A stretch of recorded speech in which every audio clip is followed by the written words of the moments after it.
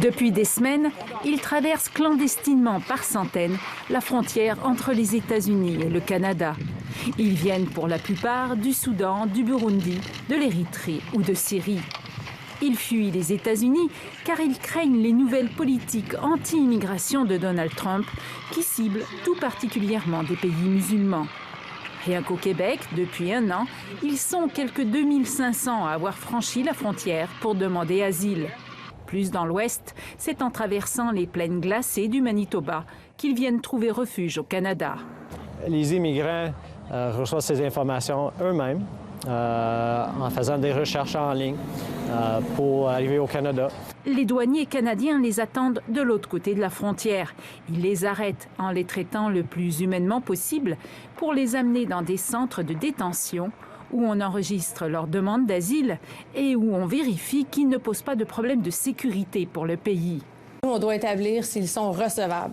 Recevables pour monsieur, madame, tout le monde veut dire est-ce qu'ils peuvent faire une demande, est-ce que selon la loi, ils peuvent faire une demande d'asile ici au Canada? Est-ce qu'on peut entendre leur cas, leur dossier, leur histoire? Si la demande n'est pas jugée recevable par les autorités canadiennes, ces demandeurs d'asile sont retournés dans leur pays d'origine.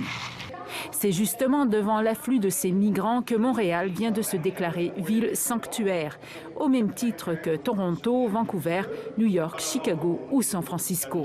D'avoir une ville sanctuaire, ça veut dire qu'on est en mesure de donner des services à des sans-papiers. Les sans-papiers peuvent donc bénéficier des services offerts par la municipalité sans risquer de se faire arrêter ou expulser vers leur pays d'origine. Par contre, la Ville de Montréal ne s'est pas encore dotée d'un plan d'action concret pour venir en aide à ces migrants. Mais le maire Coder en promet un rapidement.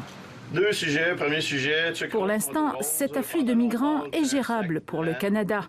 Mais l'arrivée prochaine du printemps pourrait augmenter considérablement le nombre de ces demandeurs d'asile à la frontière. Et le gouvernement de Justin Trudeau pourrait bien se retrouver devant une crise migratoire quelque peu inédite.